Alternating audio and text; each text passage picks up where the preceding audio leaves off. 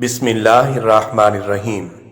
شعبان کی 15ویں شب بارات کہلاتی ہے، یعنی وہ رات جس میں مخلوق کو گناہوں سے بری کر دیا جاتا ہے۔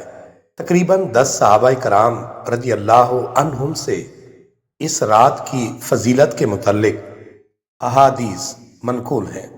حضرت عائشہ صدیقہ رضی اللہ عنہا فرماتی ہیں کہ شعبان کی 15ویں شب میں نے حضور نبی کریم صلی اللہ علیہ وآلہ وسلم کو اپنی آرام گاہ پر موجود نہ پایا تو تلاش میں نکلی، دیکھا کہ آپ صلی اللہ علیہ وآلہ وسلم جنت البقیع یعنی قبرستان میں موجود ہیں۔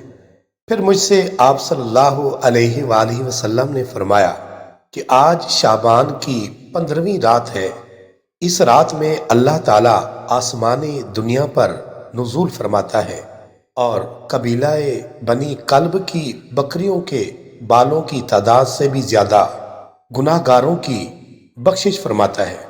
ناظرین، اس بارے مکمل تفسیر پڑھنے کے لیے ڈسکرپشن میں لنک پر کلک کریں۔